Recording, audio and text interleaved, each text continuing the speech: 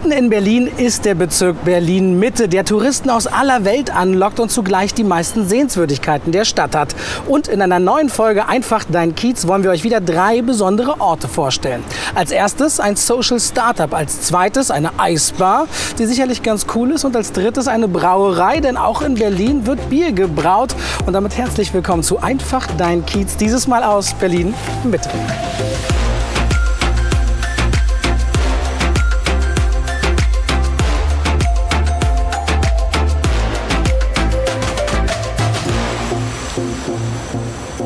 Hallo Thomas. Hey Robert. Du, ich habe gerade von Social Startup gesprochen. Ich wäre echt gespannt zu sehen, was ihr hier so macht. Dürfen wir uns umgehen? Gerne, komm rein.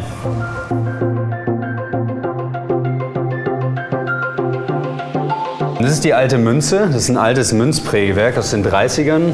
Wurde 2005 stillgelegt, dann stand es eine Weile leer und heute sind hier ganz viele Startups, Ausstellungen und unter anderem unser Coworking Space, wo wir mit ein paar Social Startups sitzen, unter anderem auch Go Volunteer. Das ist unser Team. Hallo Team. Hi.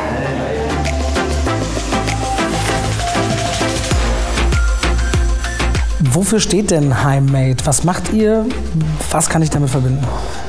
Wir wollen Menschen mit unterschiedlichen kulturellen und finanziellen Hintergründen zusammenbringen, weil die sich normalerweise nicht begegnen. Und das tun wir über Angebote für Kultur und Freizeit. Wir arbeiten einerseits viel mit Sozialarbeitern zusammen in Unterkünften, weil doch noch sehr viele Menschen auch in den Unterkünften noch sind und Schwierigkeiten haben, so die ersten Schritte zu machen. Da kommen dann manchmal Gruppen, die unsere Gutscheine nutzen. Und was wir jetzt seit einem Jahr ungefähr machen, ist so ein Tandem-Angebot. Da können also Locals und Newcomer, also Geflüchtete, zusammen das Angebot nutzen und sich darüber kennenlernen. Also wir sagen jetzt nicht, wir nehmen euch beide, wir coachen euch beide, damit das funktioniert, sondern wir sagen eigentlich, ihr seid 2 erwachsene Menschen, hier gibt es Gutscheine, ist ein cooles Angebot. Macht was zusammen und lernt euch kennen. Also manchmal sind es auch Internationals, die untereinander was machen. Oft sind es aber dann auch Berliner, also Locals, die mit Leuten, die neu hier sind, was unternehmen. Also gibt es jetzt hier 2, wo man sagen kann, hey, ihr seid also so ein Tandem, mal ganz, um das mal zu sehen. Damit ich auch weiß, wie heißen die beiden? Abo Hibar und Ulrich.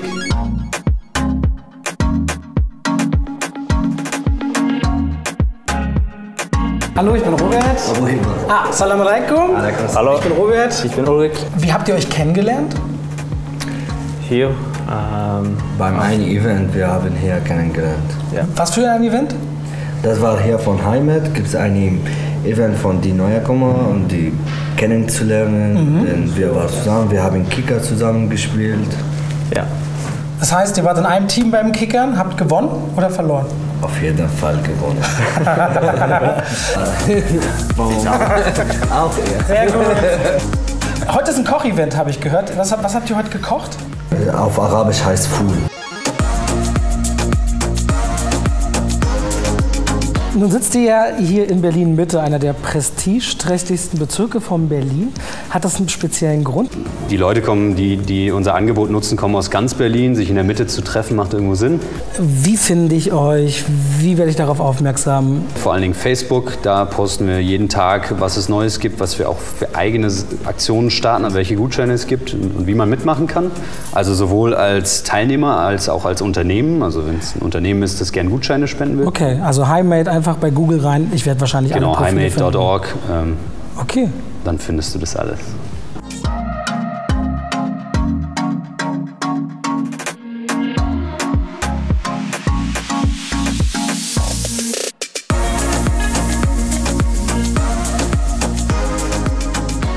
Ich stehe gerade vor der Eisbar und da drin ist es verdammt kalt.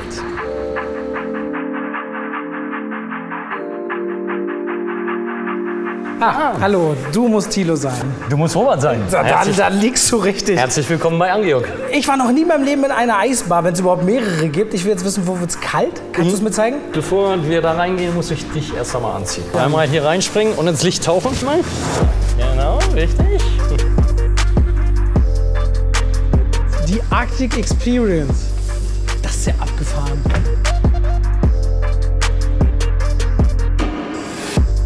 Das ist schon kalt, ne? Naja, minus 10 Grad.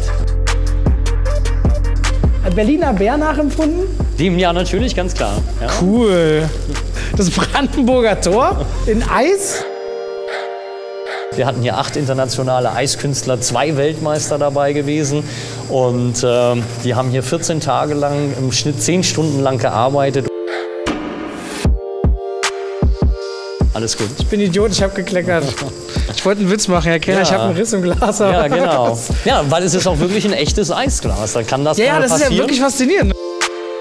Wir sind natürlich auch eine Touristen-Location, ganz, ganz klar, aber auch natürlich eine Event-Location. Vom Live-Eisschnitzen, vom Teambuilding über kleinere Geburtstagsfeiern, alles Mögliche. Wäre es für dich denn denkbar gewesen, überhaupt in irgendeinen anderen Bezirk in Berlin dann zu gehen? Wenn du weißt, das Konzept zieht auch schon sehr den Tourismus an? Natürlich, man hat sich alles Mögliche angeguckt, aber natürlich hier in Mitte, sage ich mal. Du musst mit so einem Konzept natürlich schon auch da attraktiv sein für die Touristen. Das heißt, sie müssen einen kurzen Weg im Endeffekt haben und das hilft natürlich schon sehr. Ja, auf jeden Fall eine sehr, sehr coole Idee. Vielen Dank, dass wir hier reinkommen. Schneien. Gerne, ja?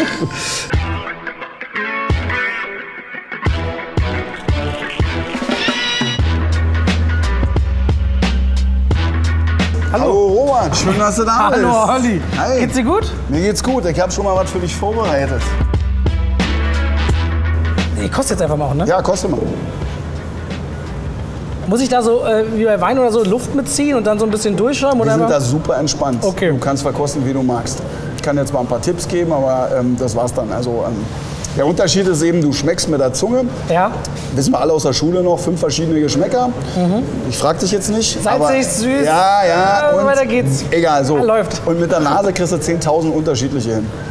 Und darum immer riechen, weil riechen, darum haben wir auch diese komischen Becher. Da sammelt sich alles so ein bisschen an Aroma. Und, oder, wenn man es ganz abgefahren ausdrücken will, retronasal. Das heißt, du schluckst erst und schiebst es dann durch die Nase wieder zurück. Okay. Dann kriegst du auch viel mehr Geschmack, als wenn du nur Nase zuhältst und kostest. Willst du mal mitkommen? Ich zeig dir, wie das Bier gemacht sehr wird. gerne. Auf geht's? Bier nehme ich mit. Nimm mal mit, auf jeden Fall. Da lang? Ja.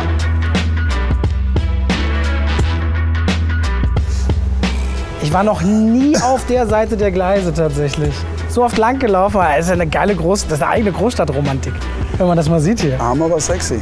Ja. Es ist alles noch nicht fertig, soll mal schön werden. Oh, man riecht schon, also habe ich das Gefühl, ich werde fast vom Geruch ein bisschen betrunken. Na, hier riechst du die Würzekochung halt, ne? Ja. Da hat das Sudhaus gerade einen Sud produziert und das ist der Anfang des Ganzen.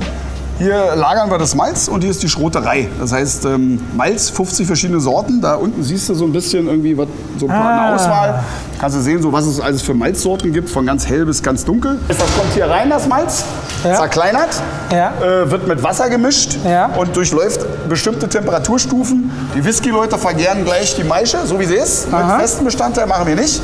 Das machen wir im Läuterbottich. Da gehen wir rüber. Der ist nichts weiter als ein großes Sieb. Den Rest, den du jetzt da drin noch siehst, das ist der Treber. Sieht man hier. Das sind die nicht löslichen Bestandteile. Das sind übrigens die Hopfengabelgefäße. Hier können wir 3-mal im Sudhaus Hopfen geben. An unterschiedlichen Prozessschritten. Und das ist die Pfanne. Vorsicht, nicht anfassen, hat 100 Grad. Ja, man sieht, man dampft das. Genau, hier kochen wir die Würze. Kochen müssen wir, damit das Ganze steril wird.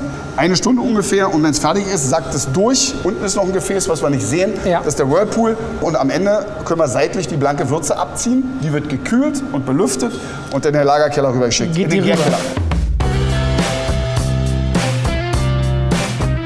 Wenn du jetzt hier fast 20 Jahre dabei bist, hast du irgendwie festgestellt, dass sich Mitte verändert, dass hier ein Wandel vollzogen wird?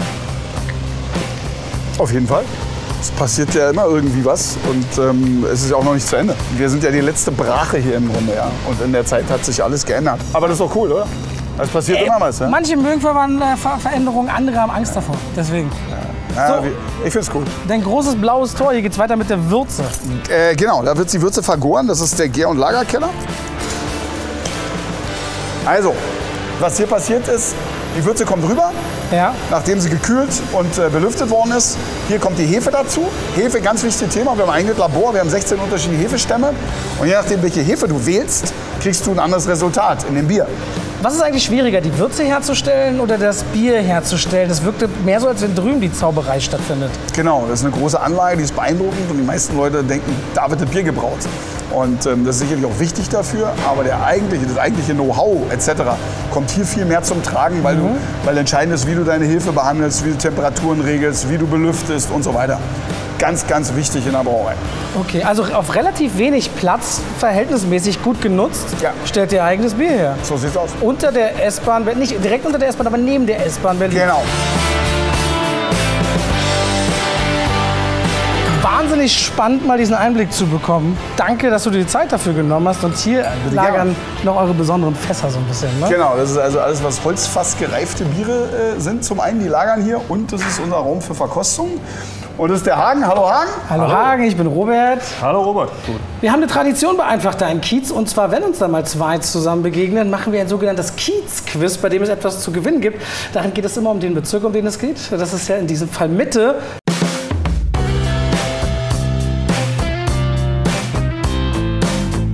Drei Fragen, wir fangen einfach an. Berlins Mitte. Warum liegt die Granitplatte in der Alexandrinenstraße 12 bis 14, die den Mittelpunkt Berlins markieren soll, 50 cm vom wirklichen Punkt entfernt in einem Gebüsch? Ganz einfach. Geklaut worden. Nee, der hat zu viel Berliner Weiße getrunken damals. Der Typ, der die Platte... Ja, das ist Hagens eindeutig. Antwort. Olli, hast du einen Plan? Kein Plan. Damit die Passanten bei Nässe nicht ausrutschen. Hätte man drauf kommen können. Ganz einfach eigentlich. Du bist ein bisschen näher dran gewesen. Sollte es unentschieden werden, kriegst du... Das ist ein halber Punkt jetzt für ihn, oder für den halben, wir gucken ob es so weit kommt. halber Punkt. Wir bleiben bei Gegen 0 zu 0 für den Anfang. Okay. Frage Nummer 2. Welches bauliche Ensemble in Berlin-Mitte gehört seit 1999 zum UNESCO-Welterbe? Boah, Berlin hat UNESCO-Welterbe? Berlin-Mitte hat... Berliner Dom. Ich würde ja mal sagen Brandenburger Tor. Es ist tatsächlich die Museumsinsel mit ihren 5 Museen. Okay. Ach, 0 zu 0. Läuft bei euch. Gut, ich sag's euch ganz ehrlich, die nächste Frage müsst ihr beantworten Es geht können. um Bier. Jawohl. Okay. Und dementsprechend gilt, wer zuerst richtig antwortet, gewinnt auch diese Runde. Okay? Frage Nummer 3. Welches Berliner Bier ist auch als Champagner des Nordens? Weiße. Na, du hast nur Weiße gerufen. Er hat Berliner Weiße ganz sagen wollen, deswegen früher angefangen. alles Deswegen gut. kriegt er meiner Meinung nach auch den Punkt. Er gibt dir den Gewinn. Weil Weiße ist kein Bier, also das kann ich nicht durchgehen. was Ja, ich für ein Bier da kenne. reden wir nachher mal drüber. Okay, wisst ihr auch, woher es ursprünglich kommt oder wer schon damals gesagt hat? Napoleon. Jawohl. Gut, trotzdem Hagen gewinnt, du hast eh schon genug. Okay, alles gut. Und zu gewinnen gibt es, Achtung, du kannst hier große Konkurrenz machen, du kannst dein eigenes Met, glaube ich, ansetzen. Es ist Honig vom Alexanderhaus. So, ich bin an der Stelle raus, damit beenden wir immer die Folge. Vielen Dank für den interessanten Einblick. Danke auch. Macht's gut Viel Spaß und noch. weiterhin Danke, Robert. viel Bis zum Erfolg. nächsten Mal. Dankeschön. Danke. Tschüss.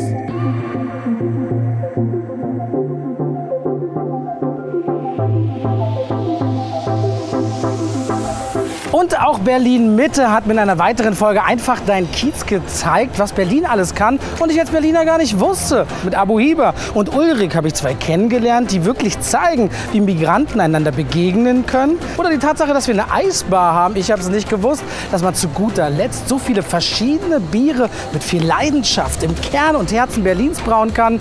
Ganz ehrlich, ich kannte den Ort, aber habe nie gewusst, was sich dahinter verbirgt. Und deswegen hoffe ich, ihr hattet viel Spaß bei dieser Folge Einfach Dein Kiez aus Berlin-Mitte. Und wenn ihr keine weitere Folge verpassen wollt, dann vergesst nicht, den Kanal der Berliner Sparkasse zu abonnieren und seid dabei bei einer weiteren Folge von Einfach Dein Kiez.